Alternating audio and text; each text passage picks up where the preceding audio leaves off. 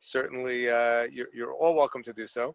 But we are privileged this evening to have the opportunity to hear two shiurim. The first and the real excitement for this evening is a special guest who, of course, is one of our own.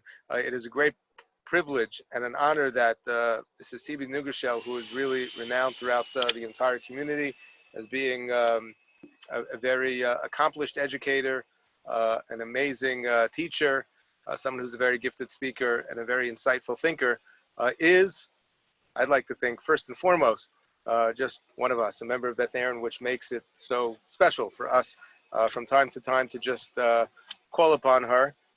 And in this case, I really think it's only been a couple of days, if that, since she was asked to speak to us tonight. So thank you very, very much. It's a very busy time of year for everyone, particularly those who are heads of school. And, you know, don't think for a moment that the fact that school's on vacation right now, in this world, this virtual reality that we are living right now, there is no vacation. So we don't take your time for granted. Thank you very much, Sibi, for all that you do for our children, for the community.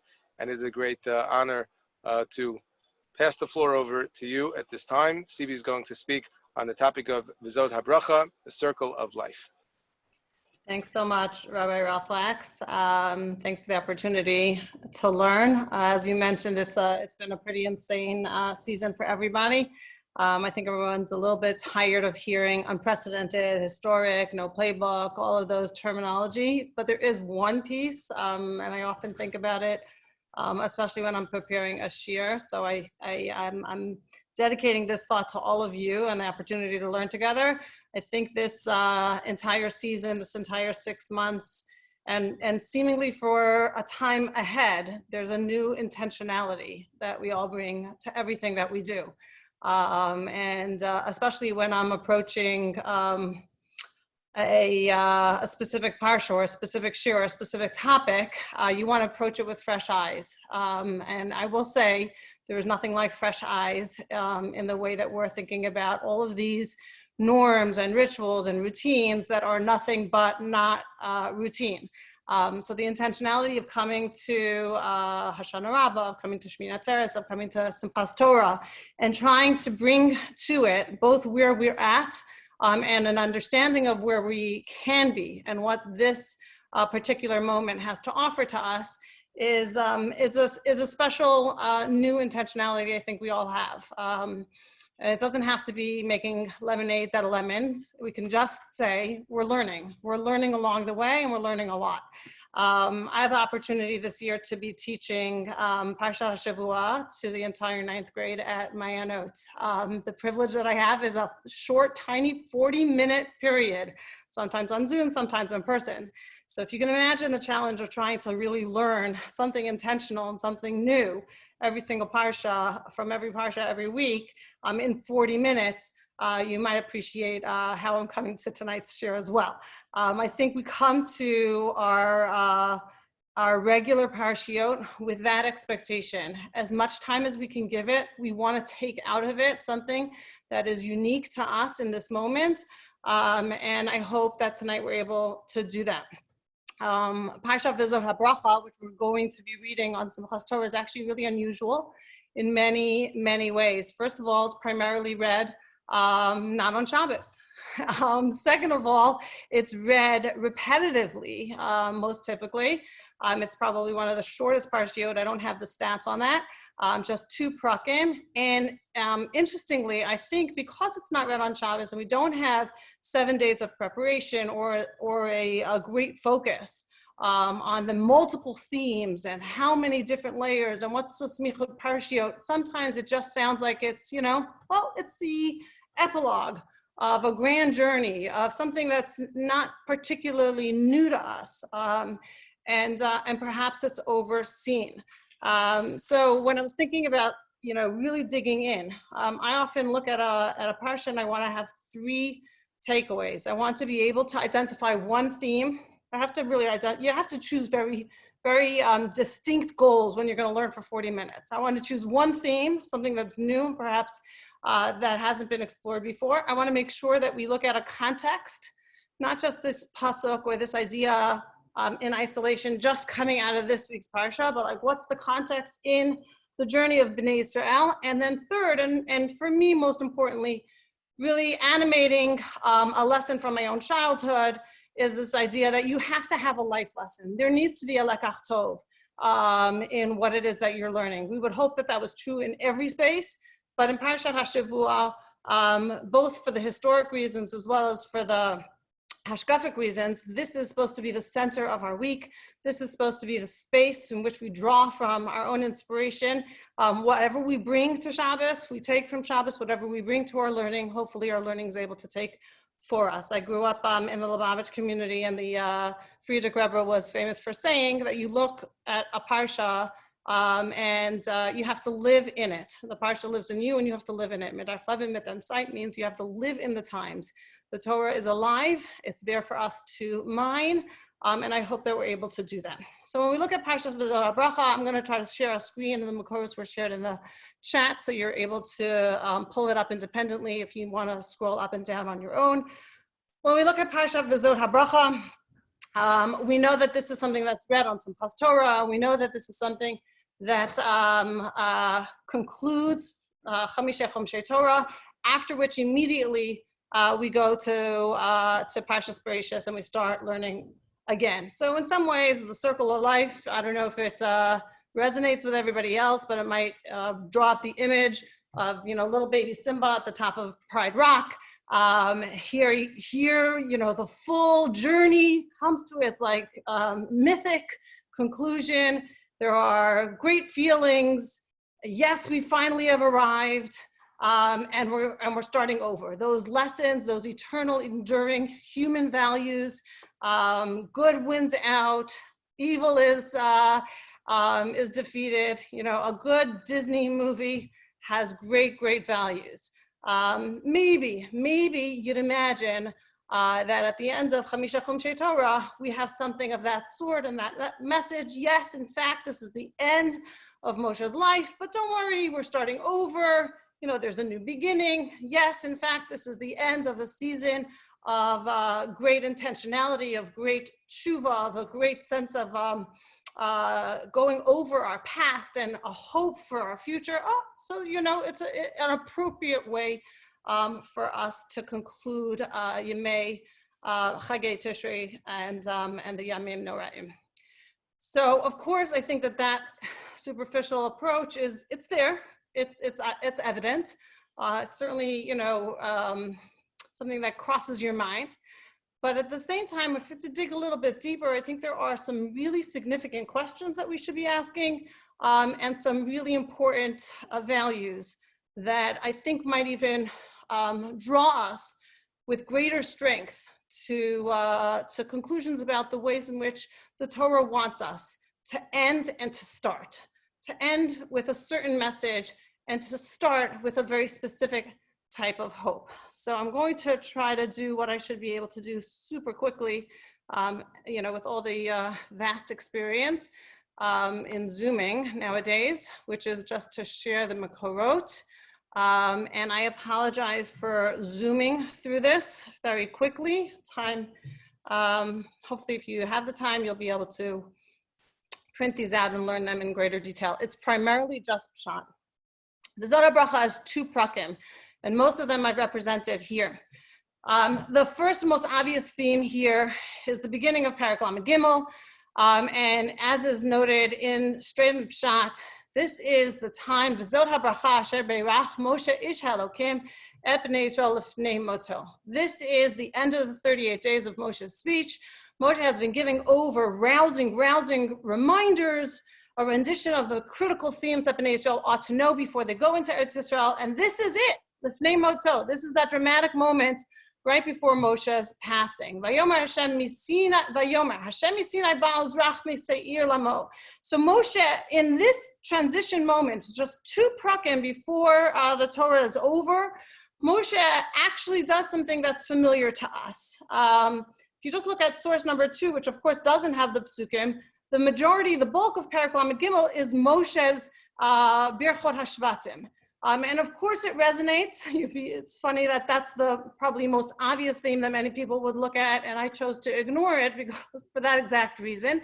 It resonates because at Yaakov's passing also, he calls the Shvatim together, and Moshe's brachot and Yaakov's brachot parallel each other in many ways. What I highlighted here is a difference. Bracketed around the Birchot HaShvatim, Moshe gives us a very different theme here, which is the focus on Am Yisrael. Even just at the very end of the selection on the top, Moshe recognizes that stage of Yaakov giving individual brachot to each of the Shvatim, which in some ways we know from Chazal, Yaakov was also trying to give Bnei Israel a vision for the future. But Moshe is able to tell Bnei Israel, you've already become a nation. You've already heard from Hashem. Now we have this Am, we have Yachad Shiftei Yisrael. That's the enveloping message and theme around Birchot HaShvatim. So it's very normal and normative, I guess, in two very significant transitional places where Yaakov blesses his children, a little bit more natural than Moshe blessing the Shvatim, but in many ways, we've seen the image of Moshe as a parent to Bnei Israel through the desert.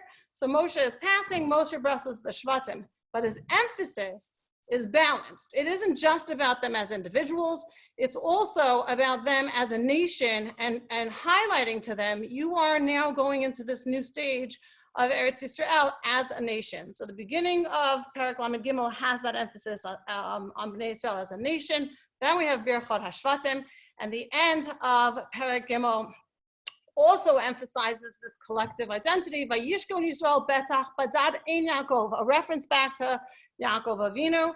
And here, of course, is this tension between what Bnei Yisrael are about to inherit and what Moshe is not able to. Right? So Ashrecha Yisrael, of course, the emphasis is on the gratitude and the promise and the future and the brachot that Bnei Yisrael have received. But in the back of our minds, we cannot ignore sort of like the tragic hero quality of this moment, where Moshe is standing on the banks of the Yarden, really for 38 days, right? Really Moshe at the very pinnacle of being able to transmit his own tzava, his own ethical will to Bnei Israel as the leader who has given them so much for so long. Here it is, Lifnei Moto. So in the back, we have this tragic hero quality where Moshe is telling them, this is what you have, Ashrecha Yisrael. And we hear him saying also what I am not going to have as well. So it's a very obvious theme. This is the time where Moshe is passing, and you know, Moshe seems to be doing a very familiar ritual of giving that bracha to Bnei Yisrael and to the Shvatim, balancing it out between the individual Shvatim and the quality of being part of this klal and part of this great future. Now, what's interesting as we move to Perek Lamed Daled is instead of, you know, finishing as Yaakov did, Yaakov gives at the end of Sefer Bereshis, when Yaakov gives the brachos to the Shvatim, right away the Chumash goes into and Yosef, and even finishes Sefer Vayechi with the next stage happening. Yosef became the leader, and then Yosef passes away, and Sefer Shmos starts with Vayakom Melech Chadash b'Mitzrayim. So the transition happens fairly quickly. Perek Lamed Daled, however, really slows the drama down. Perek Lamed Daled highlights that there's a very strong intentionality to ending Chamishe Chumshei Torah with the death of Moshe. It isn't just an event. It's an event of epic proportions. It's an event that the Torah wants to detail. It's an event that the Torah wants to actually transmit a very critical message, because as if it was simply about what it is, this is the time that Moshe is passing, and Moshe gave us a bracha, and Bnei Israel are now going to move on to their next stage. You know, following Yaakov Avinu's Petira, we would have seen an emphasis now in Yoshua. And Moshe passed away, and Bnei Israel were led by Yoshua, and they prepared for entering the land, etc. We have to wait to Sefer Yoshua for that. And instead, Perek Lamed Daled gives us even a greater drama, which to me raises the question, why should Moshe's death be the ending of our Torah and of our Torah reading, and especially so be the reading for Simchas Torah. And it's not simply because it's the end of the cycle of reading the Parshios, because we know that that was not the universal custom at all. In fact, there were, communities in Eretz Yisrael as late as the 6th century that were reading the Parshios in a triannual cycle. So Perek Lamed Daled, we have the great detail of Vayal Moshe Ma'arvos Ma'av El Har Navo, Rosh HaPiska, Asher Al Pnei Yericho, Vayareu Hashem et Kol Haaretz Asher et Hagilad Adan, Ve'et Kol Naphtali, Ve'et Eretz Ephraim, U'Menashe, Ve'et Kol Eretz Yehuda Ad Hayam Ha'acharon, Ve'et HaNegev, Ve'et HaKikar. It's gonna really, Hashem's giving him the panoramic view, right? The view of everything Bnei Israel is going to have, the view of everything that Moshe is not going to have. Vayomer Hashem elav zot haaretz asher nishmati la'Avraham liYitzchak liYaakov le'mor lezaracha etnena hariticha be'einecha v'shama lo tavor. In case, Moshe, you were wondering, in case you were hoping that in all of your petitions, over and over and over again, that this would be that Disney dramatic moment where Hashem says, yes, this is what I promised, and because, Moshe, you have done so much, now, guess what? You get to go in. No, so this is Lifnei Moto, and it's still Lifnei Moto, and it's still Moshe's not going to be getting it. I'm sorry, V'shama lo ta'avor. There you go, and then with the finality of all finalities, Vayamat Sham Moshe, Eved Hashem, Be'eretz Moav, Al Pi Hashem. So perhaps our theme shifts a little bit. Maybe this is the significance of these two prakim is not just that Moshe passes away, but maybe it's to answer this question of me, that perhaps Moshe was so great, Moshe was the greatest petitioner, Moshe was the one who challenged Hashem the most, Moshe was the one who had panim el panim with HaKadosh Baruch Hu, Moshe was able to negotiate with Hashem so many times successfully. Maybe we were holding our breath. We'd think that Moshe was able to do this now for himself. Or maybe we would think Moshe's greatness, changes all of justice. But the finality of this theme perhaps adds that quality to us that Hashem's just decisions are in fact final, even for Moshe. Now, while that seems to be clear so far, it just amplifies the question, why end the Torah in such a dark way? Why? Really, what's the lekach of spending such great detail on the passing of Moshe Rabbeinu? Moshe has been talking to Bnei Israel for 38 days, and we'll see there's so many places in Moshe's review and rendition and reminder, and in his petitioning to Bnei Israel about what are the critical messages for them to carry, that the Torah could have ended with such inspiration. There's so many places in the past Parshiot, but it's very clear and very intentional that there's a quality of a message that's significant to end the Torah with the death of Moshe. And I'm going to belabor the point a little bit more just by looking at the pshat and the emphasis that the Torah gives us. Vayikbar Torah begai be'eretz Moav mul be'pa'ar v'lo yada ish et kivrato ad hayom hazeh. It's true, but why is that important?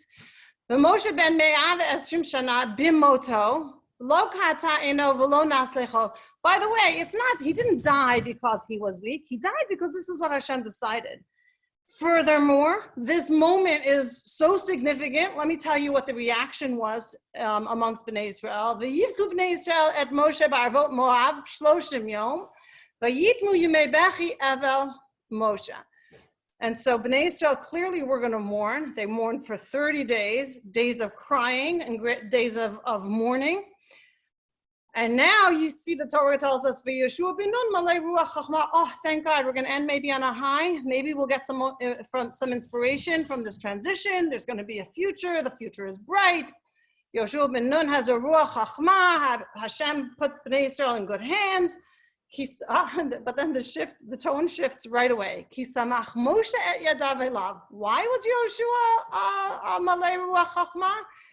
Because of Moshe, because he was a good mishamish of Moshe. Vayishmu alav bnei Israel. Bnei Israel listened to Yoshua.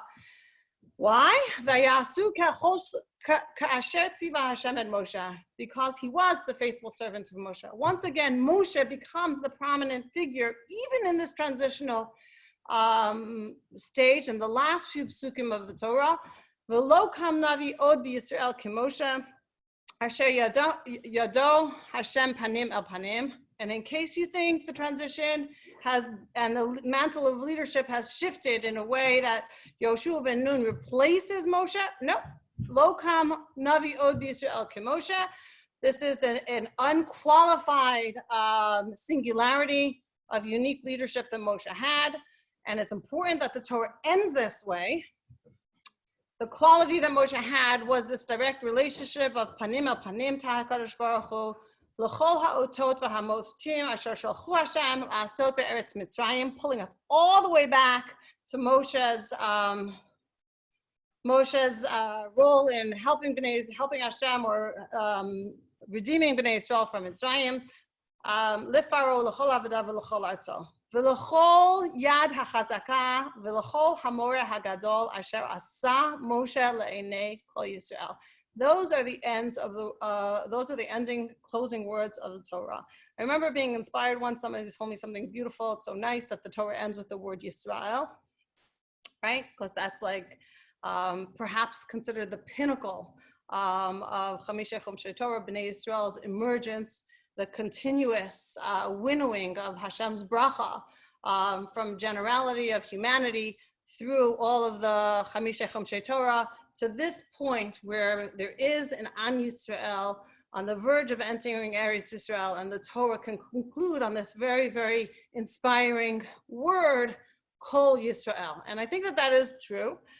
When you put that word in the context of these last two prakim, it's hard to only see it as inspiring. It's very clear that these last two prakim are about the passing and the loss of Moshe Rabbeinu. And there's a humanity side to it, and there's like an empathetic side to it, and you want to acknowledge that Bnei Israel have been on this journey with Moshe. Bnei Israel are about to continue the journey without Moshe. So for sure, Moshe is deserving of that attention. But my question really is, that message of Moshe passing and Bnei Israel continuing, and Hashem's promise and the future and the destiny of Bnei Israel in Eretz Israel continuing, was present throughout most of Sefer Devarim. And in constructing, there's no mukdam or muchar b'Torah, in constructing the order of how to relate all of those different values, deciding to end the Torah with such great detail on Moshe's passing, I think has to be of significance to us and can't be overlooked. There is a very strong message here that we read the concluding psukim of the Torah with a takeaway that we must understand how this stage of Bnei Israel in losing Moshe Rabbeinu was an entirely new stage. And with that message is what we're intended to go back to Sefer Bereshis. So my question, I've presented a theme here, but it's really a question and a challenge. The theme seems to be we're ending the reading of our parashiyos. We're ending Chamisha Chomshei Torah with a deep dive into the loss of Moshe Rabbeinu. And the question really is why. There were so many places in Sefer Devarim where even with the loss of Moshe Rabbeinu, we could have ended on the high of an inspiring pasuk. And what does this choice mean to us?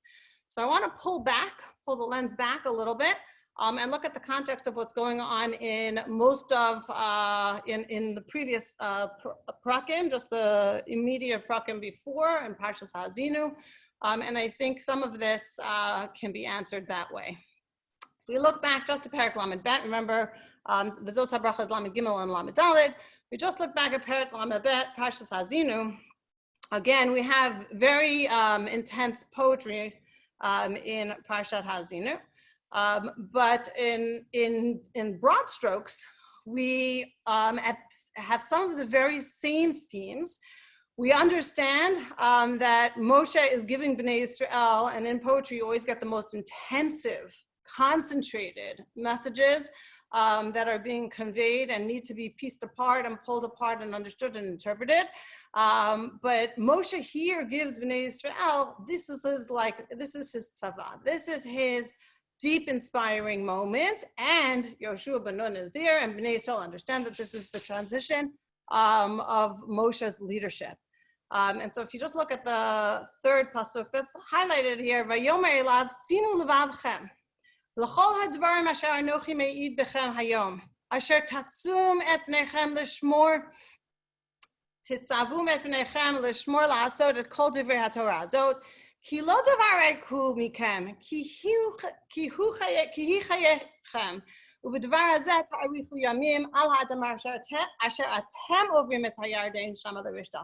This, if you ask me, this should have been the climax. This is Moshe telling Bnei Israel, you're so lucky. Look at what you have. This mitzvah, these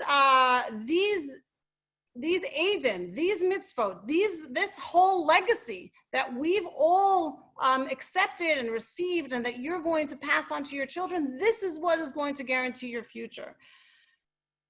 And that, in my mind, would have been Moshe's most powerful and passionate, inspiring moment for Bnei Israel. And what we see is, after that moment, and there's many such moments, I just chose this one because it's actually an easier one to understand than much of the poetry in Parshas Hazinu. But after this moment, we see that the Torah, that HaKadosh Baruch Hu wants us to dig into Moshe's Petira, the shift from inspiring, the shift from reminding, the shift from giving Bnei Israel sort of the kernels of their legacy to a clear, intentional highlighting of Moshe's passing. And here's where we start a process, already in Lamed Bet. So all I've done now for you is to tell you that in earlier prakim, we have Moshe's inspiration, and we also have Moshe's the decision of HaKadosh Baruch Hu that Moshe is going to pass away. So all that does is it just highlights, so now why do we need Lamed Gimel and Lamed Daled? Why is the entire parsha of V'zos HaBracha just a doubling down on this dramatic moment? It was already present in Parshas Hazinu. We know it was earlier in Sefer Devarim as well. Whoops. And the pshat is very clear about that as well. So I'm actually going to give credit here to Rabbi David Foreman as a collection of some of the various essays that I've read of his. This insight is a very Rabbi Foreman type of insight. Rabbi Foreman always says that there are hints, there are clues in the pshat for us. We have to look at the word choices that are offered to us and always understand that if there's an unusual word choice, there's intentionality to that, and there's a clue for us to be piecing together all the times in which this word choice is being used. And so Rabbi Foreman highlights Be'etzem Hayom Hazeh. He says, what does that actually mean? Be'etzem Hayom Hazeh, is it in the middle of the day? If those words were not even present, would it matter? Bayom Hazeh would be fine. What's Be'etzem Hayom Hazeh? On this very singular day. And so he notes that Be'etzem Hayom Hazeh is only used 4 times in totality in Chamishei Chumshei Torah. And each of those 4 times have significance to understanding what was so epic. It's not just, I hope that no one's hearing me say that the passing of Moshe Rabbeinu is not epic. Of course it is. But the ending of the Torah with this intentional, consistent, and repetitive attention to the passing of Moshe. And this use of Be'etzem Hayom Hazeh, as we look at the pattern, I think will help us decode the message. So what are the 4 times that Be'etzem Hayom Hazeh is used? The first is in Noach. Be'etzem Hayom Hazeh, again, is not introducing anything new, because in this context we see it says, I'll just look at the second line, Vayavo Noach v'vanav v'ishto v'nashei vanav ito el ha-teva mipnei mei hamabel. They all go on to the teva, right? I'm going to skip all the way down, and it says, you know, the water has started already. V'hi hageshem el haaretz arba'im yom v'arba'im laila. And then the Torah says, Be'etzem hayom hazeh ba Noach v'shem v'cham v'yafet b'nei Noach v'eshet Noach v'shloshet nashei vanav ito el ha-teva. What? They came already, right? The water's already there.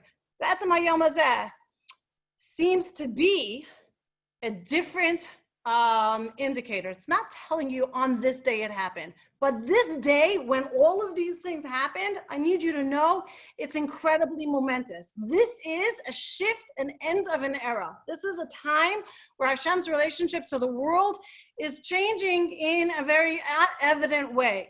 Noach, you know, represented that shift. Obviously the Mei Hamabel represented that shift as well, where Hashem's bracha was there present in nature, and then post the Mabel, Hashem has to really almost like redirect humanity to make sure that they aren't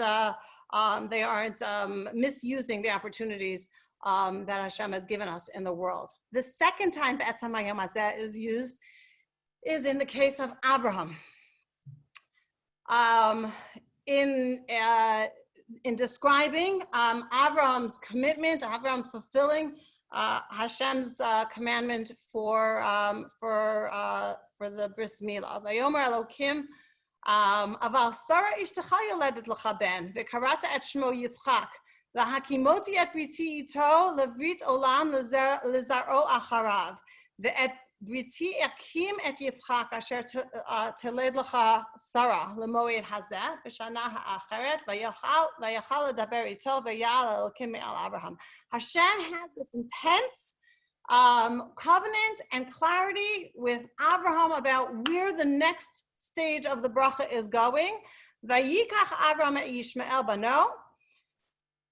And Avram takes Yishmael and all of those in his family. Vayamal et b'sar olatam be'etzem hayom hazeh. This represents an epic shift from Hashem having a promise and directing the bracha to Avraham taking action, to Avraham passing that bracha down to his family. And so we go from the broadest sense of HaKadosh Baruch Hu bringing brachot of potential to the world and to all of humanity through Adam to a redirection, to Avraham, to a family and to a kinship that Avraham through Yitzchak needs to direct. And the next, third place where Be'etzem Hayom Hazeh is used is in Yetziat Mitzrayim. Umashav b'nei Yisrael asher yashvu b'Mitzrayim 30 shana v'arba'a ma'ot shana v'hi miketz 30 shana v'arba'a ma'ot shana v'hi be'etzem hayom hazeh. Again, it's not a poof magic thing, but this is a transitional stage where, again, we have something fundamentally changing. HaKadosh Baruch Hu is not going to relate just to a family. HaKadosh Baruch Hu is not going to relate just to Avraham and Yitzchak, Yaakov, Uvanav, protecting them in the context of the rest of the world. Hashem is going to unify this group of people, Be'etzem Hayom Hazeh, and what emerges from this new shift is Am Yisrael, is a nationality, from a family to a nationality, through obviously the trials of what's coming in the Midbar. But Be'etzem Hayom Hazeh is that radical shift. There is an epic change that is happening in the world and the way Hashem is relating to the world and to his bracha in the world. So twice it's mentioned in relation to Yetziat Mitzrayim. V'hi be'etzem hayom hazeh hotzi Hashem et bnei Yisrael me'eretz Mitzrayim al tzivotam. So be'etzem hayom hazeh, according to Rabbi Foreman, represent a momentous end of an era. From Noach to Avram, through Mitzrayim, the emergence of a nation, and with Moshe Rabbeinu, we have another such end of an era, another such very critical change in the world. When Moshe leaves, this world, Hashem's relationship to this world will be different. And the Gemara actually reflects, what is it that we're losing? What happens differently after Moshe is gone? And why is that an important lesson for us as we finish as we finish reading the Torah, but as we finish also, especially the Yamim Noraim, and we begin a new year. So the Gemara describes, building off of the Shloshim Yemei Bechi that was in the Pshat, that Amar Rabbi Yehuda Amar Shmuel, Shloshet Alpayim Halachot Nishkachu B'Yemei Avlo Shel Moshe.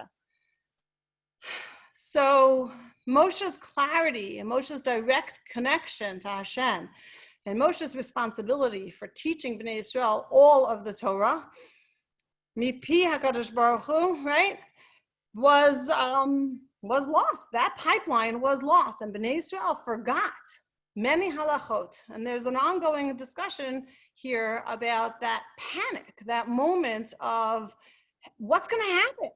How do we get this back?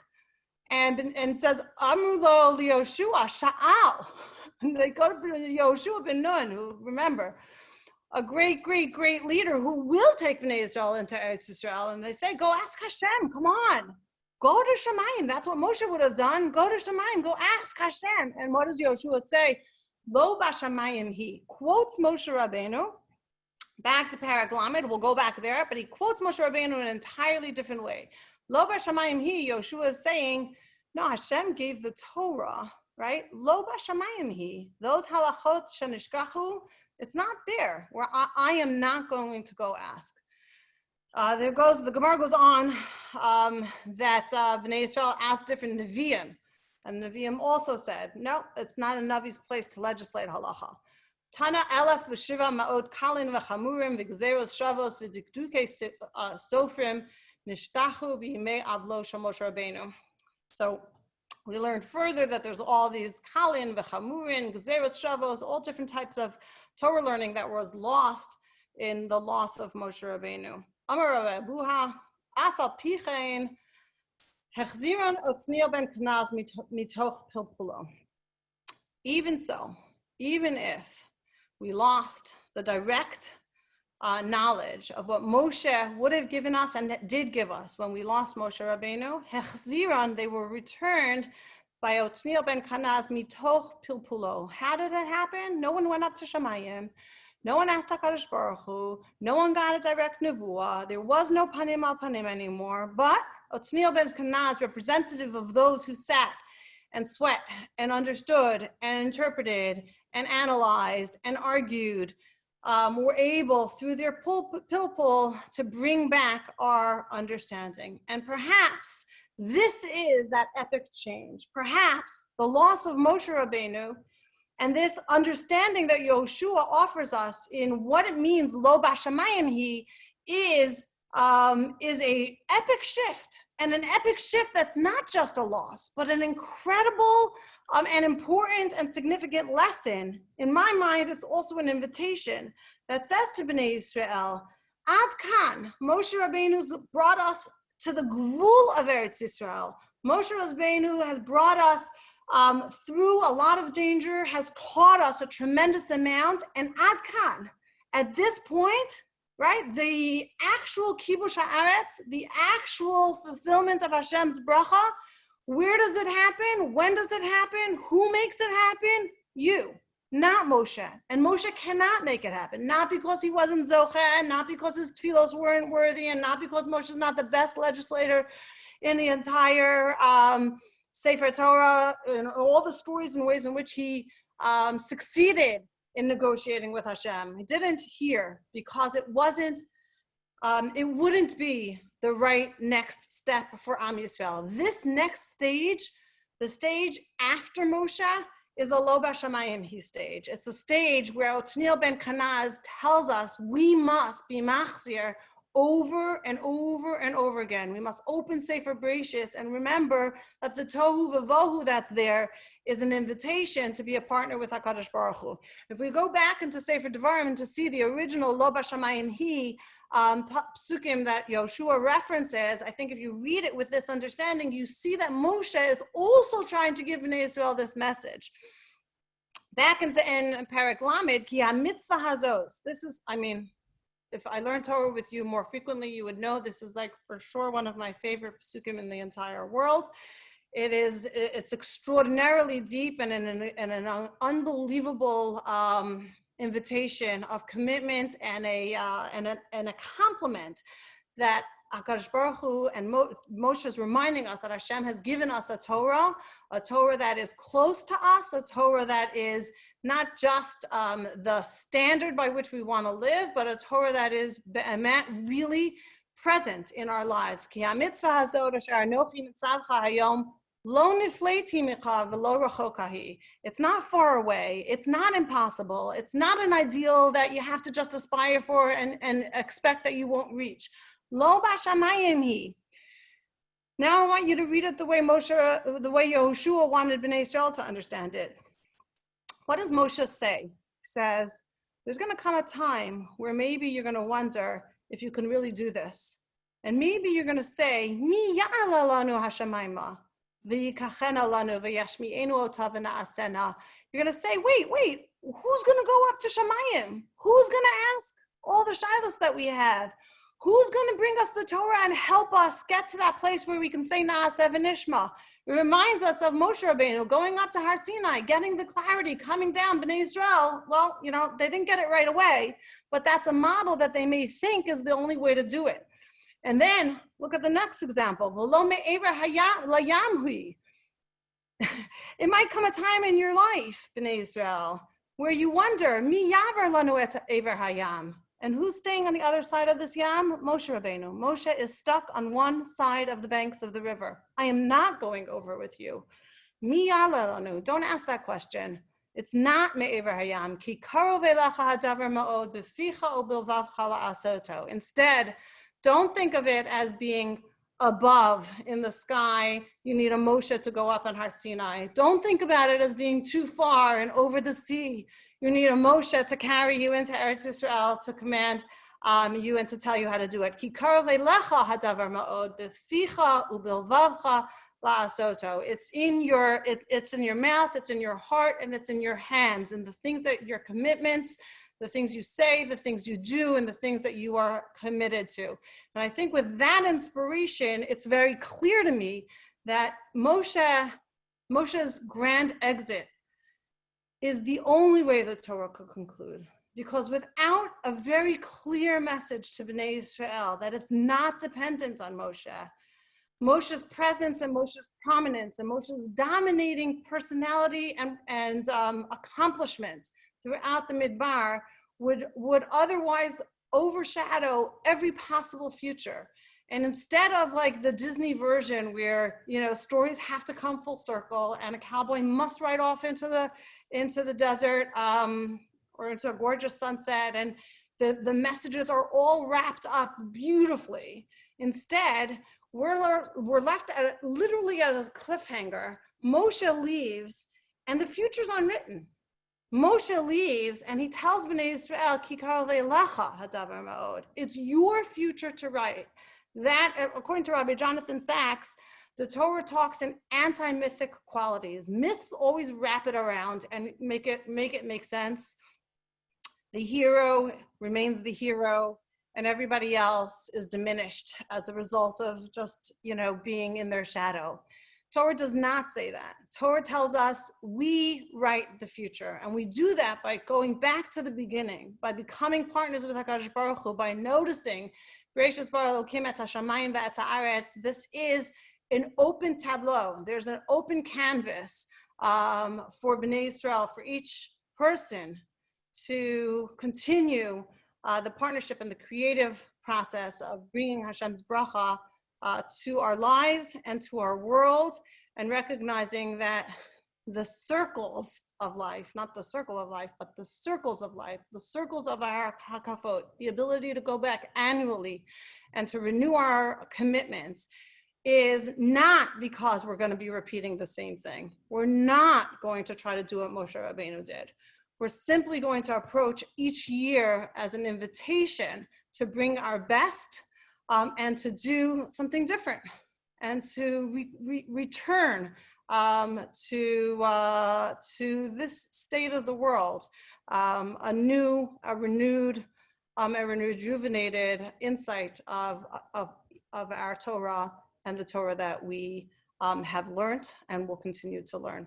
So I appreciate the opportunity to race through this. I think we actually did it in about 40 minutes. There's a lot more to learn. There are many mefarshim. Again, I give a tremendous amount of credit to Rabbi David Foreman for many of these insights and these mekorot.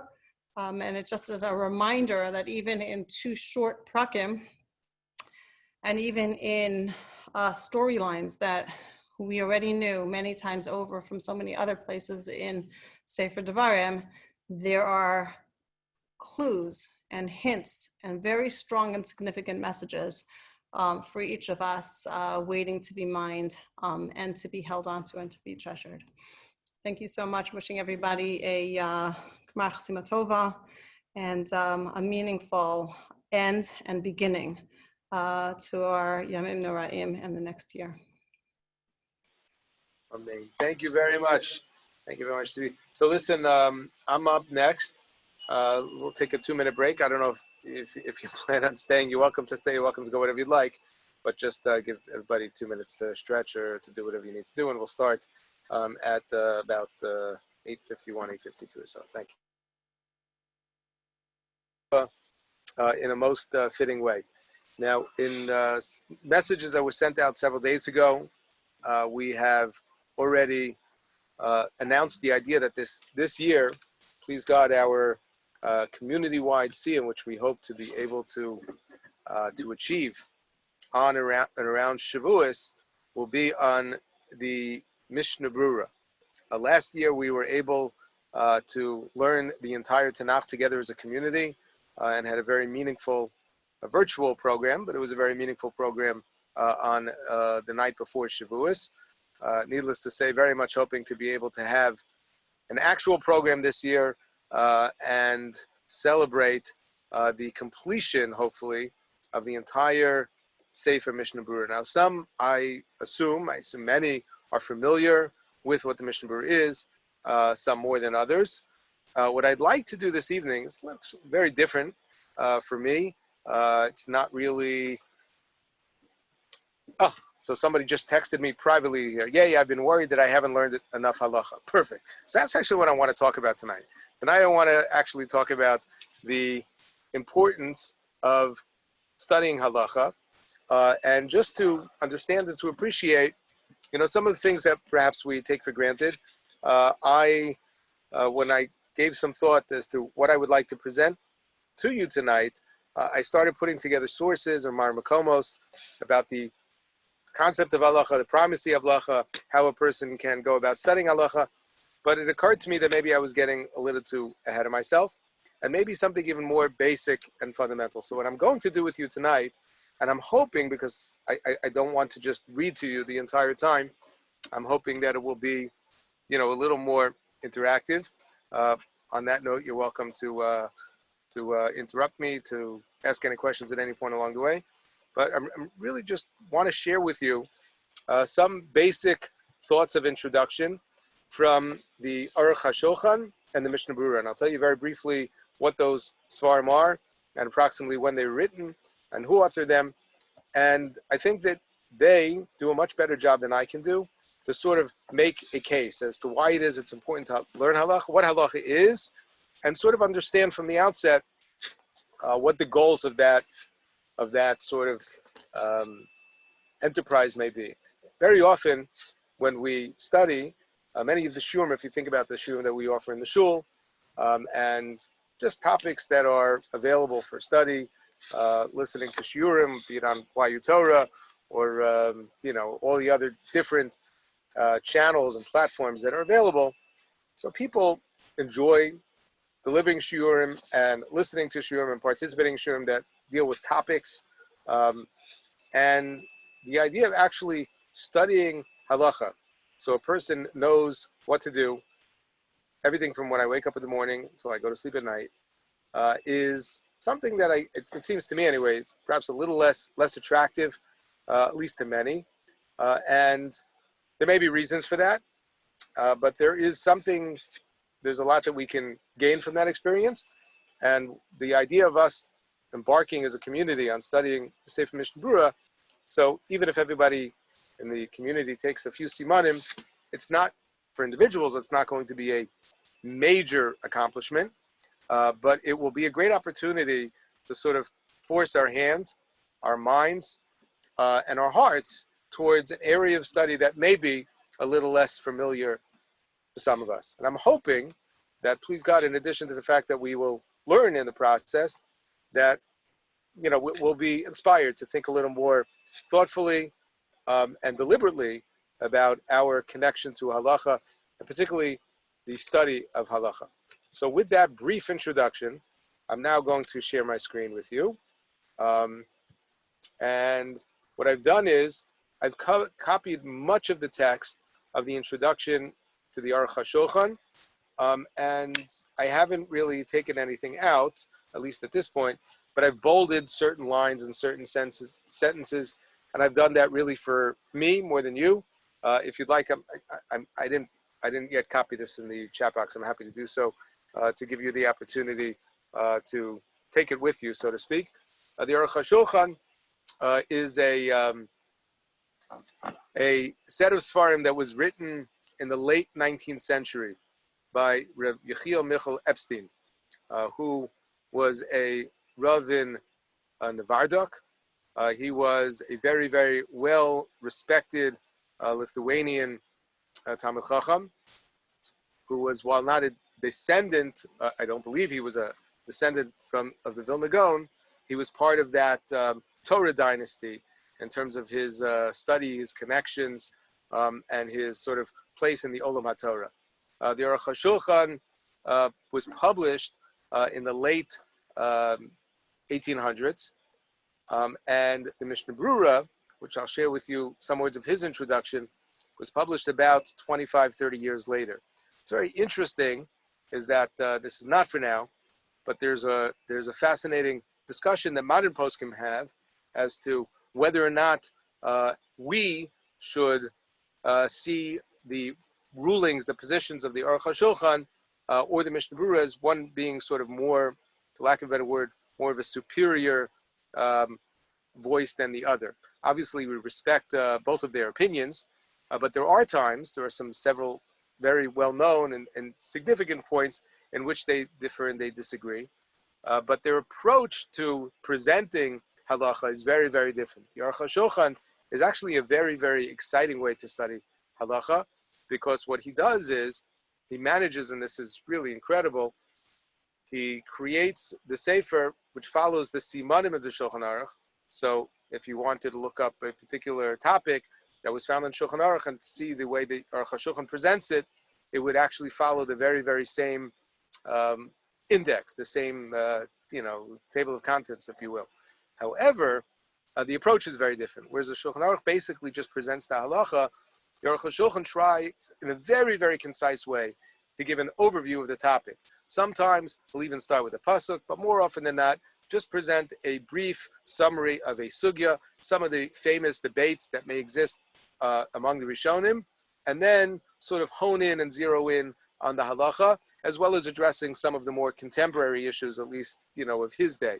And so therefore, rather than just going through the Shulchan Aruch, in which sometimes we get the feeling that you're getting yes, no, maybe, sometimes, it depends, the Aruch HaShulchan packages it and delivers it in a way that for many is a lot more meaningful, because you are able to understand where things are coming from, a little more background and perspective, a little more of a holistic way of studying halacha.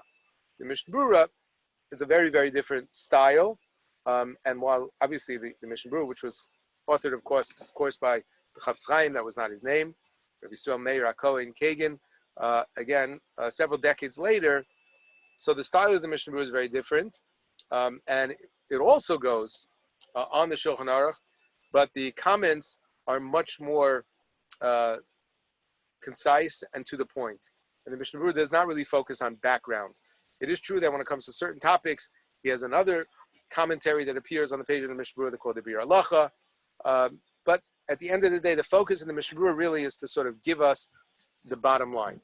But all of this, again, is assuming that we sort of understand what halacha is, what it means, and where it falls into the greater miskeret of Torah Sheba'al Peh.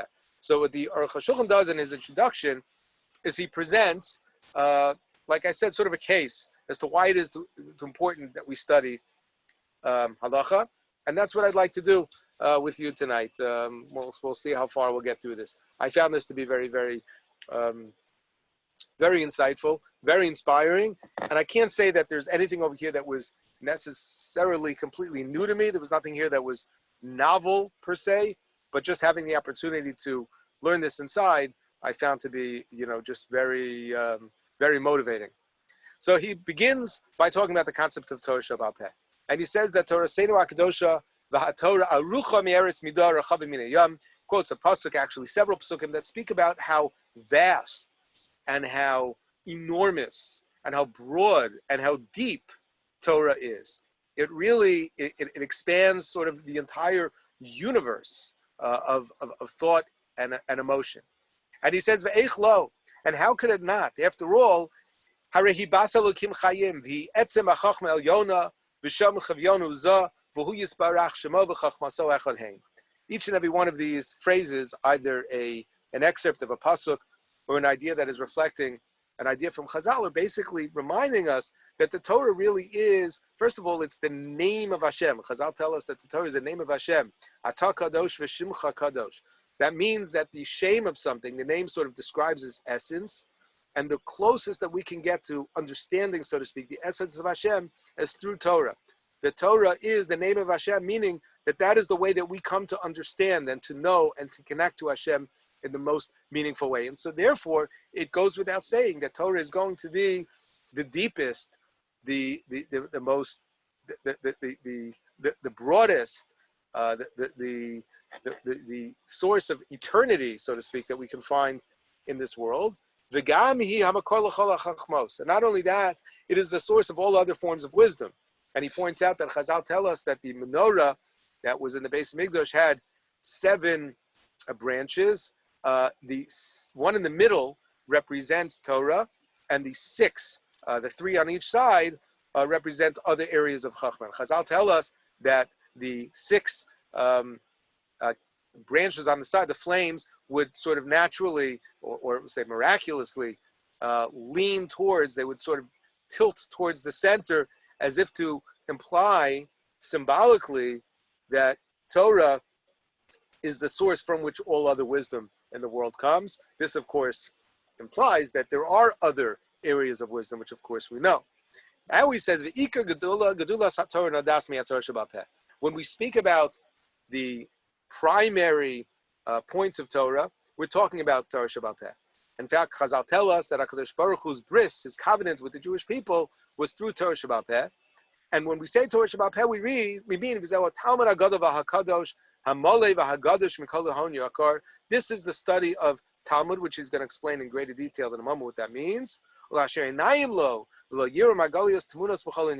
a person who's able and has the ability, the capacity, the wherewithal to explore, to plumb the depths of wisdom, so you will see that there is no end, there is no limit as to the incredible, the jewels that are hidden, that are embedded within the Talmud.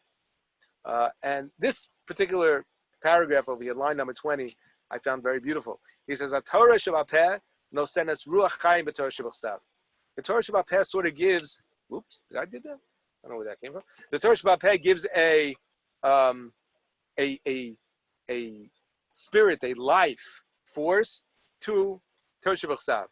The Hoshana neshama no senas ruach chaim b'gufa adam, just as a neshama, the soul of a person, is the source of their life in the body. This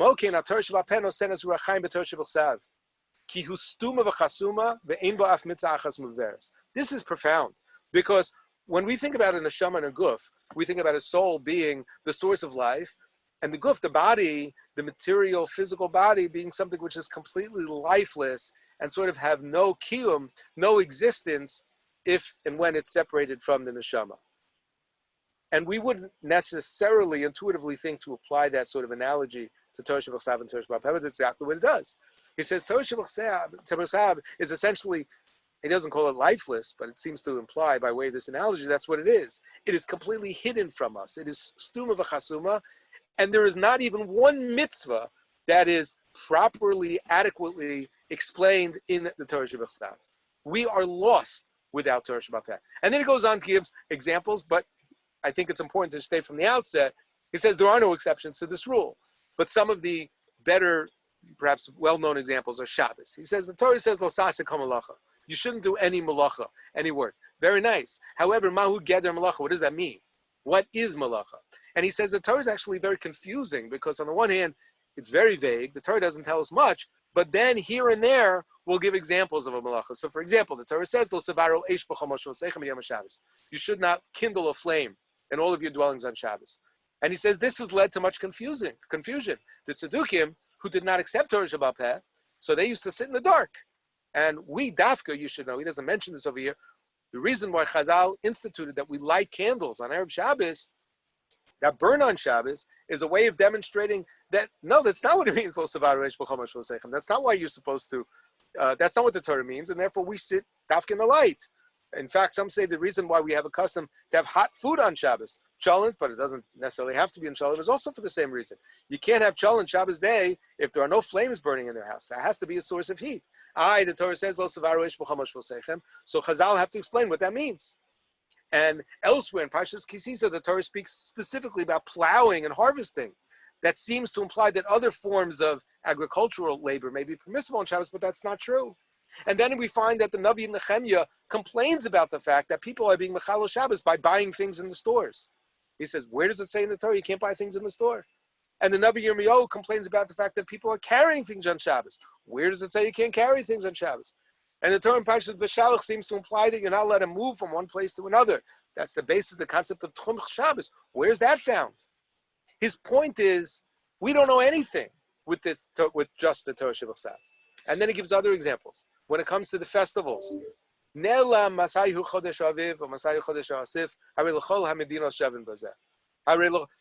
Torah speaks about the festivals that are associated with different agricultural seasons and different, but this is going to vary one place to the world and another because there are different climates. So we need Chazal to actually tell us when we are to celebrate the Yom Tov. Well, you say the Torah tells us because the Torah says that Pesach is in the first month and Sukkot is in the seventh month. But the problem is we start counting the months from Tishrei. So it should come out that Pesach should be in Tishrei and Sukkot should be in Nisan. We need Chazal. The Torah tells us you should eat matzos for 7 days. The Torah also tells you you should eat matzos for 6 days. Which one is it? Tefillin. The Torah says put on tefillin. Very nice. What's tefillin? Tzitzis. What's tzitzis? Arba minim. Right? It's Sukkot. We're going to bring tomorrow the 4 minim, including the esrog, which the Torah defines or labels as a pre-Eitz Hadar. The Torah doesn't tell us more about that. We just blew shofar on Rosh Hoshana. The Torah doesn't really tell us to blow shofar on Rosh Hoshana. It's called Trua. The Torah describes shchita. How do you do shchita? Where's shchita done? With what sort of instrument? And then he says, the Torah tells us very little about the laws that govern interaction between people, except for the laws that talk about the shomrim, when a person is a custodian, a guardian from somebody else's possessions. Of course, there are other mitzvahs that come to mind, but for the most part, the Torah, like he said, is a stum of a chasuma. The Torah Shebachsav tells us so little, but that's the way it is supposed to be. When the Torah tells us that Torah is Torah Shebachsav, and the mitzvah is the explanation. That is Torah Sheba'al Peh. And so, therefore, when we speak about Torah, and somebody says, "Well, how many Torahs are there?" The correct answer to that question is there are 2 Torahs: Torah Shebachsav and Torah Sheba'al Peh.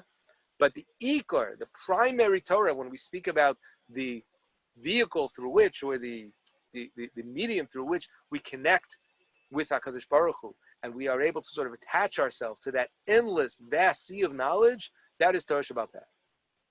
In the next section, he talks about Talmud. What is Talmud? So he explains that the Mishnah we know was compiled by Rabbi Yehuda Hanasi, and he did this because he saw Rabbi Yehuda Hanasi lived at the time of the Churban Beis Hamikdash, the destruction of the second Beis Hamikdash, and he saw that there was, unfortunately,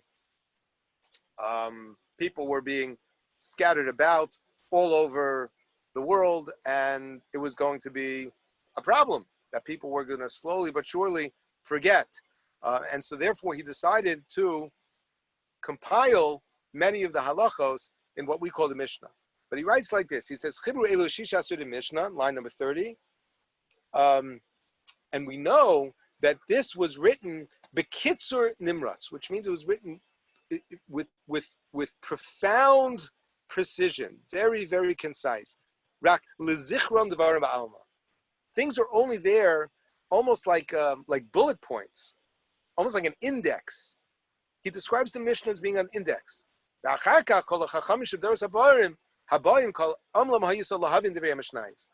in later generations, the Chachamim would try to understand the ideas that were embedded within and encoded within the Mishnayos.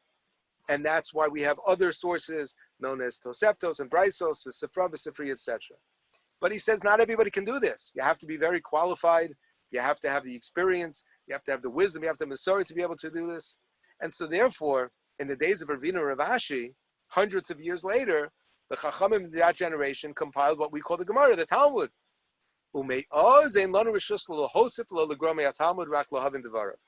And it was at that point determined that we do not have the ability to go ahead and to add or to detract, to take away or to add anything from the Talmud. Now, of course, when we speak about halacha, so there are many, many halachic shilas that we have today, which reflect a reality, a new contemporary reality, which involves, let's say, the best example would be the use of electricity.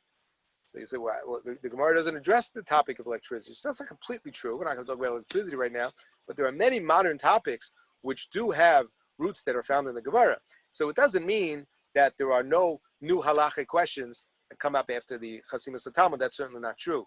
But in terms of the basis of, not just the basis, but in terms of the laws of Torah Shabbat Peh, so everything is assumed to have been finalized at that point, and everything that we apply thereafter has to have a basis in the Talmud.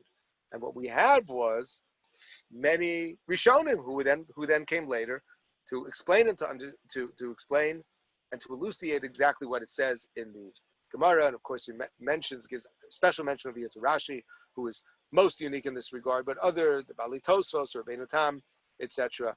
And he also points out that embedded in the Gemara, embedded in the Talmud, are Divrei Agada Vidrashos, which means philosophical of ideas, ideas that have to do with the origin of the world, Maisa Bereshis, Maisa Merkava, Ushar Chachmos, Philosophios, Vitivios, things having to do with science and philosophy, what we would sometimes call Hashkafa. And he points out this is very interesting. I mentioned this last night in my Gemara Shir because we just finished the fourth parach of Maseches Sanhedrin, which concludes with about an entire blot of Agaditas. But sometimes people read the Agaditas in the Gemara like with not all that much, not necessarily lack of interest, but not that much focus and attention, because it doesn't appear on the surface to require the same cerebral energy that halacha requires, because it seems sometimes to be very almost like story-like. Some of the Agaditas of the Gemara read like fairy tales, literally. So sometimes people may think, oh yeah, this is sort of for kids. This is not really the meat and potatoes of Torah. He points out over here that the reason why the ideas he's describing over here of ideas of Hashkafa, Maisa Bereshis, Maisa Merkava are presented in that way is because Chazal were very, very concerned that these ideas not get in the wrong hands. And so therefore they were encrypted. Remember I spoke before about how there are certain ideas that Rabbi Yehuda Hanasi embedded and encoded within the Mishnah. This goes beyond. These are encrypted. And so therefore you require a Masorah and require a tremendous amount of knowledge to be able to decode exactly what's going on over here. So you could read it, you could open up an Art Scroll Gemara and it'll translate the words for you.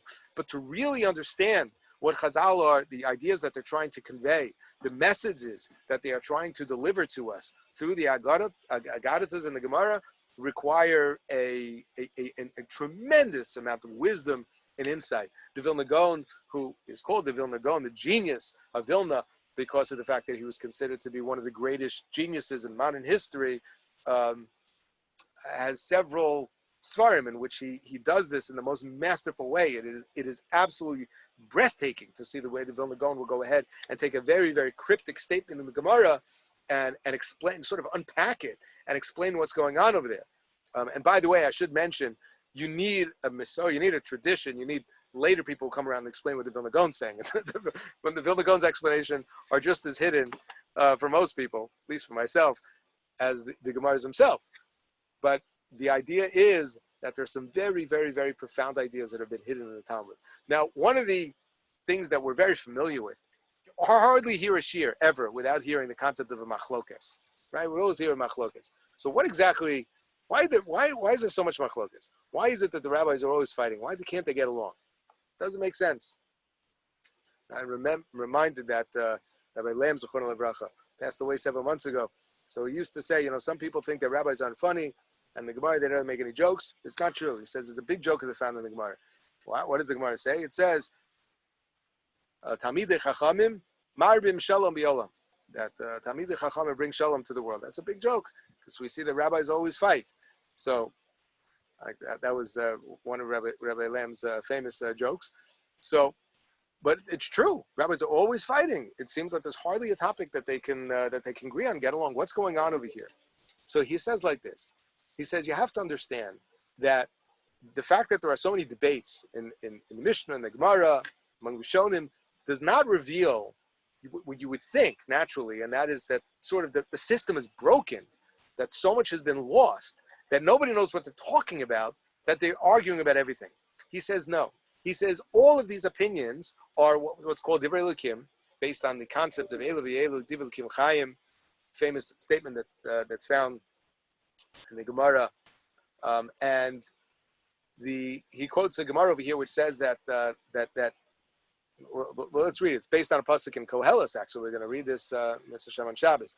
Divrei Chachamim kedar vanos uvechamis maros netuim bali asufos nitnu meroa echa. The pasuk over here describes the words of the sages that are like pegs that become firmly embedded in a wall, and it describes the Chachamim as bali asufos, but given meroa echad from one shepherd. Bali asufos say Chazal, elu tamidei Chachamim sheyoshim asufos osim l'Torah. They sit in different groups.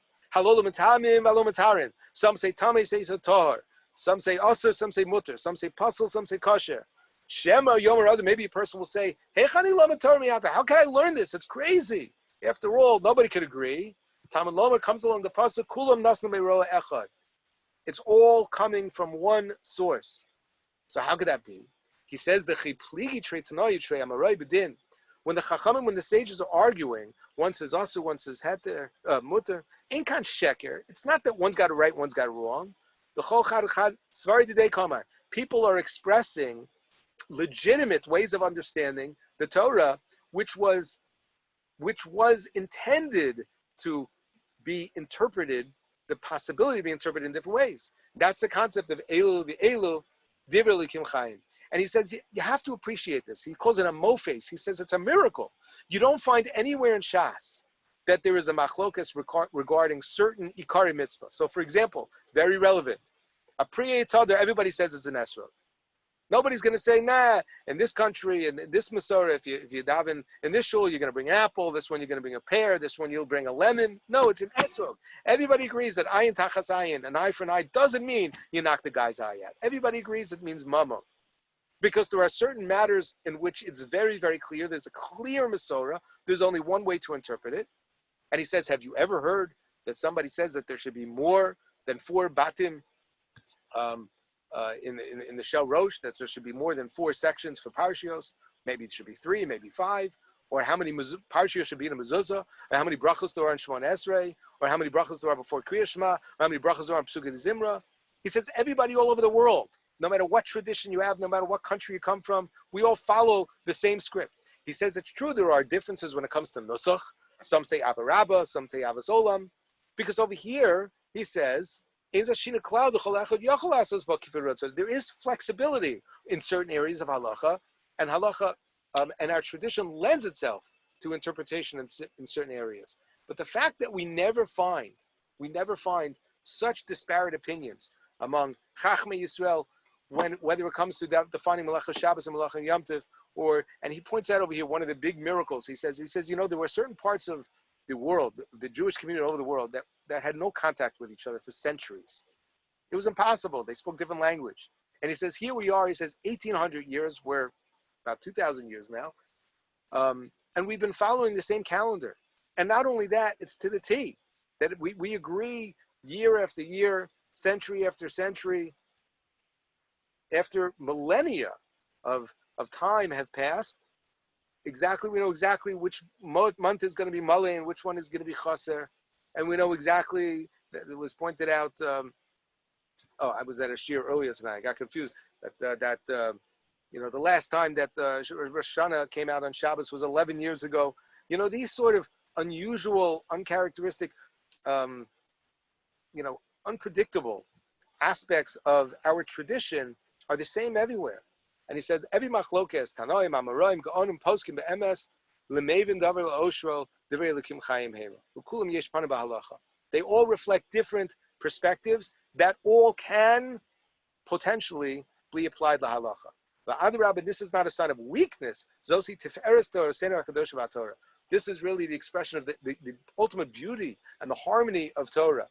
And I'm sure you've thought about this before. Why is it that when you study the Gemara has opinions that are shared in the Gemara, that are presented in the Gemara, that are not accepted la halacha? Which brings us to the next section we're going to discuss right now, and that is halacha is one aspect and it's an important one, in which we are told exactly what it is that we are to do, what we're not to do. But that's not the entire story. And there's so much more to understanding Torah. Positions in the Gemara that are not accepted la halacha are not rejected because they're false. It could be that it didn't represent the majority opinion, but there are still ideas, certain values, certain principles that are found in those positions that are applicable in other situations as well. And now he gets to, I believe, the final section in this Hakdam, and he says, when it comes to a halacha l'maisa,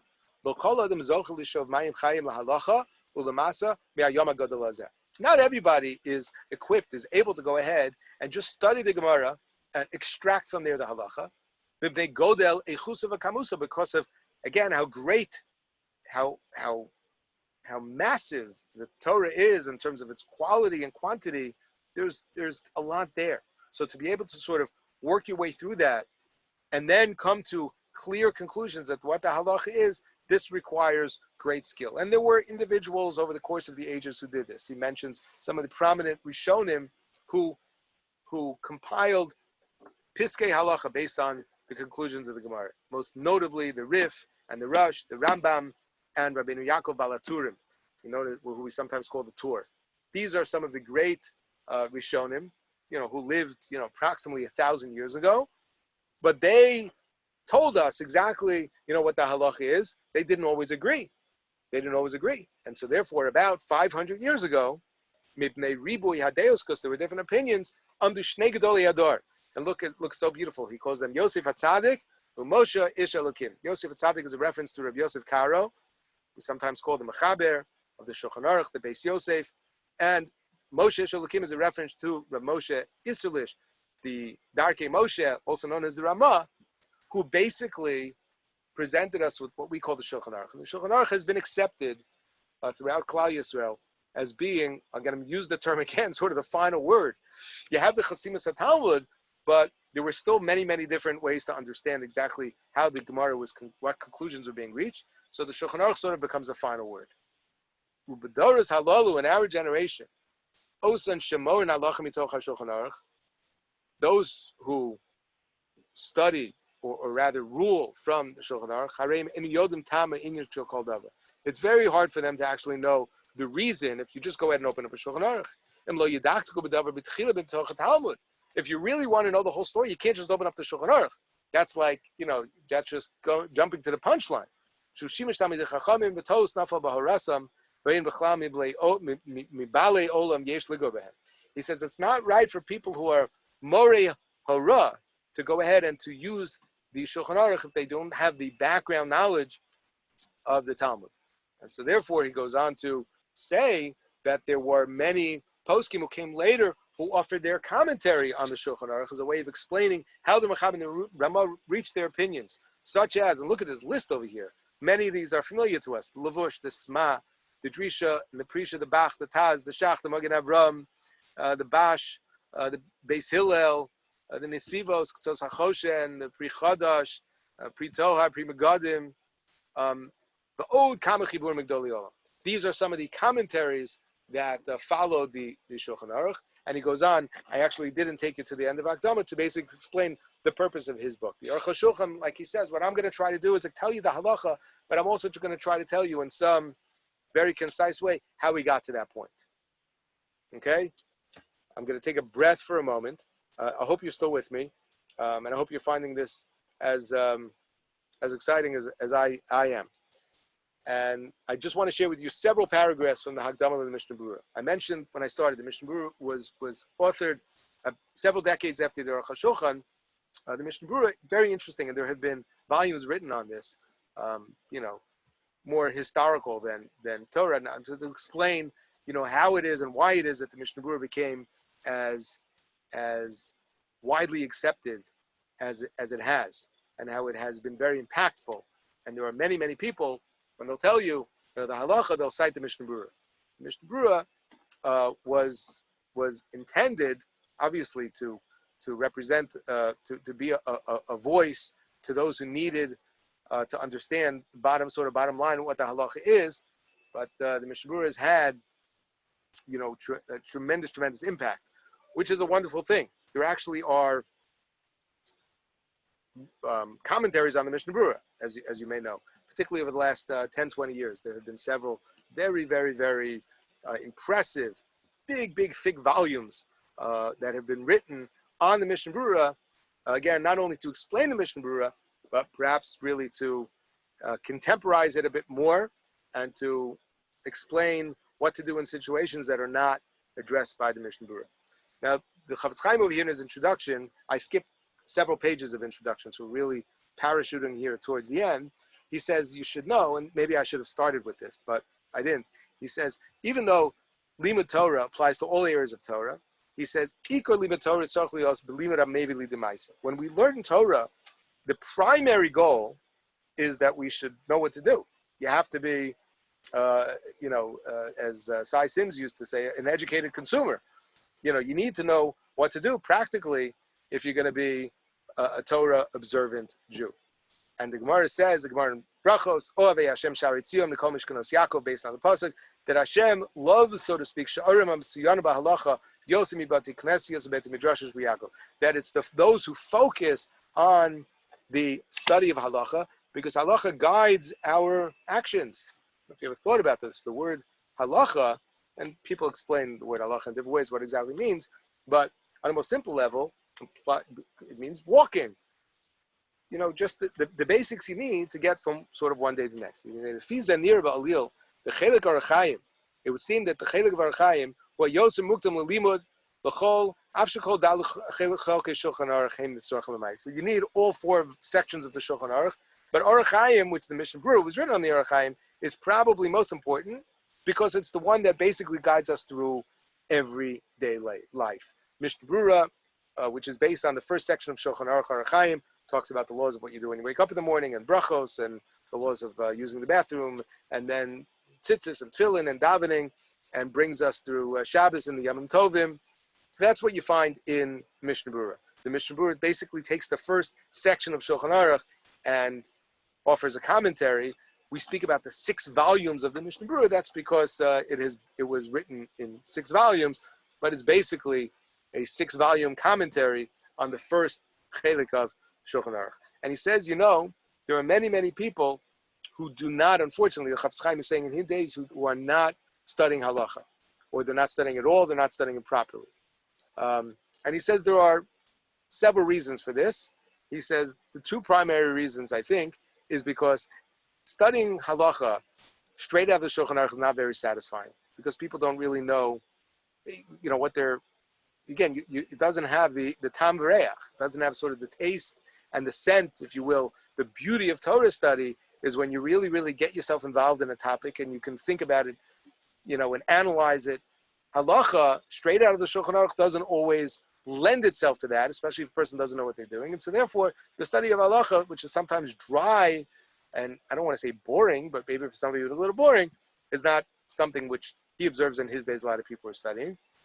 And he says, this may sound like a contradiction, but it's not. He says another reason is that it's hard to know exactly what the bottom line is. There are so many opinions that we find, even in the Shulchan Aruch. When you study with the Nosei Kalim, there's something that you sometimes you still don't know the bottom line. What am I supposed to do? I don't want to mention, but there's a very, very well-known sefer on Avelos. It's available in English. A lot of people buy it. And I don't like that particular sefer because a lot of times when people in Avelos, unfortunately, in life people experience Avelos, but it is sort of a temporary, situation. It's a temporary position, so to speak. People are not Avelim their entire life. And so therefore, when it comes to many areas of halacha, my knowledge accumulates over time, and then I become accustomed to living my life a certain way, and I just get good at it. And I just remember from one day to the next, 1 week to the next, 1 year to the next, what to do. When it comes to Avelos, hopefully Avelos is something that people will experience only several times in their entire life. So unless a person really studies Avelos very, very intensively and reviews it, they're not going to be necessarily experts. So therefore, people open up some books. So this is a very well-known book, which I find I always tell people it's great for research purposes. It's terrible if you want to know the halacha, because there's not a page in that book. If you open up any page, it'll give you 3 or 4 different opinions, and that drives people crazy. Give me 3 or 4. What am I supposed to do? I need to know. Can I buy this shirt? Can I not buy this shirt? May I daven for the Yom? May I not daven for the Yom? And if you're going to give me 3 or 4 different opinions, it make a person go crazy. So the Mishnah points out that when you study Shulchan Aruch with the Nosei Kalim, it's a very similar experience, which is, exactly, how these things evolve. So the Mishnah says, my goal over here is to try to help people understand bottom line, so you don't have to sort of obsess over it. Well, the Magen Avraham says this, Tassis, I don't know what to do. He says, I'm going to tell you what to do. I'm going to tell you what to do. I'm going to take a position, and so therefore people will know what to do. People will be informed. That Mishnah says that's sort of a case for my work and what I hope will be the contribution that I will leave. I was sharing the screen the entire time. I had no idea if anybody was still here. So I'm glad to see that now that I'm not sharing my screen, there are still 33 participants. I'm only seeing 3 live faces. But and thank you. I appreciate you turning your cameras on. Oh, no, you don't have to turn your cameras on. Don't worry. I'm enjoying this. Believe me. I would not have been insulted if I turned it off and nobody was here. But here's the point. Here's the bottom line. The study of halacha is something which can be truly gratifying, and I hope you appreciate, based on the presentation of the Aruch HaShulchan in particular, later from the Mishnah as well, that when we, the way I would look at it, when you study the halacha, you're sort of studying. I don't know what analogy you want to use, like the fruit or the leaf. But fruits and leaves, they don't just grow out of nowhere. And when you pull at them, suddenly you discover, oh look, it's attached to a branch. And that branch is attached to a bigger branch. And that bigger branch is attached to the trunk of this tree. And the tree goes all the way down here. And then look, beneath the ground there are roots, and the roots have roots, and the roots have roots. And you could discover so much, from halacha. So halachos, the study of halacha can be very exciting because it really opens our eyes to so many different areas of Torah that perhaps we were unaware of. And it also gives us the ability to be informed, so we can know what to do. There are many areas in which we become so used to doing things that we assume, sort of, yeah, I got that, I know that. Some of the most familiar areas of halacha are the most complicated. I don't want to make anybody nervous over here. As part of the Mishnah Berurah, of course, the Chelik Beis deals with Hilchos Brachos. Hilchos Brachos is a great example. Hilchos Brachos is one of the most complicated areas of practical halacha. Most people will think, what do you mean? Every school child knows there are 5 basic brachos. If it's a fruit, you make a eitz. If you don't know, you make a shahakol, and it's like, how hard can it be? But the reality is that it is very complicated and it is very intricate, and there are so many details. And we sometimes, unfortunately, we make the mistake to think, yeah, I'm so used to doing this, I don't have to review it from year to year. But we really should review halakha on a regular basis. I remember several years ago hearing from Shai Shechter, Rabbi Shai Shechter, who was rabbi in Woodmere, that his father, Herschel Shechter, he had a question. I don't remember the specific question. It had to do with something during the 9 days. And it was a question that came up, and he wanted to ask his father his opinion. So the question, I remember one thing. The question was not a very complicated question. It was a question that I would have thought I could answer. I would have thought if somebody would have asked me this question, I could answer. So Shai asked his father, and his father said he doesn't want to answer the question. So he said, why? He said, because I haven't reviewed the halacha since last year. And then he started to cry. I haven't reviewed halacha since last year because I always delay, I postpone the study of the laws of the 9 days, hoping that Be'ezras Hashem Mashiach will come and we won't need to. So this was like last minute, and he hadn't yet reviewed it. So it's a beautiful story for several reasons. But so what was so amazing to me about that story is here, Shechter, who's, he's like holding him literally Kol HaTorah, and we don't even know what that means. But trust me, it's a lot more than just several simanim in the Mishnah Berurah.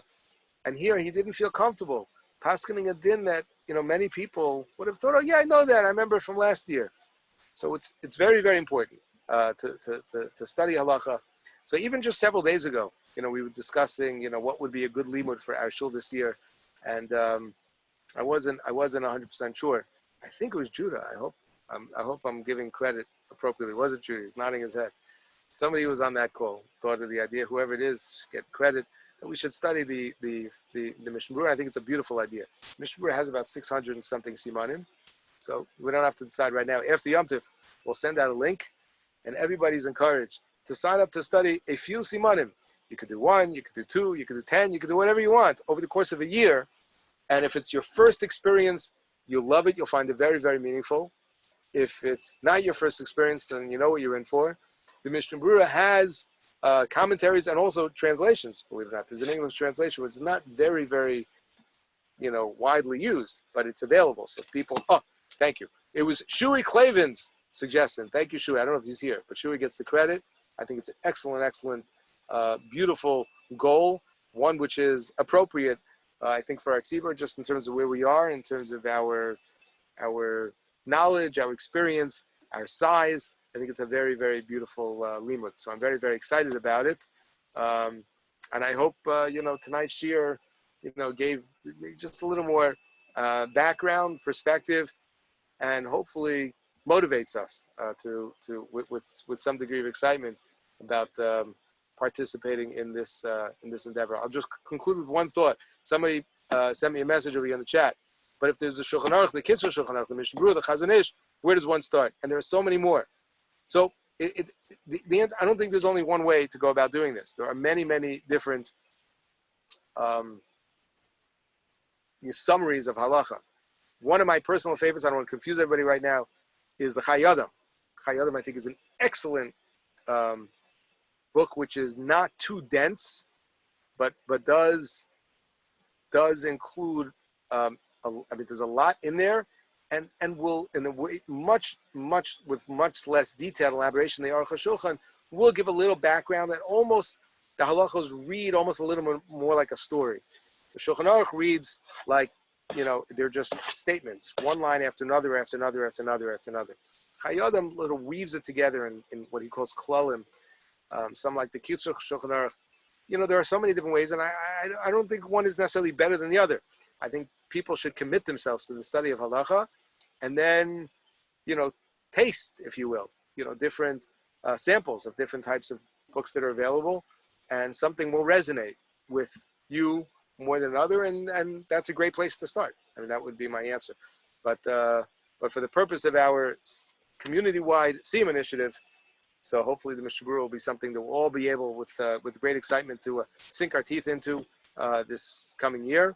Looking forward to the official launch. If you're interested in joining us for another learning program on Shmini Atzeres, at, I believe, 4:45 in the afternoon in the Metzger yard.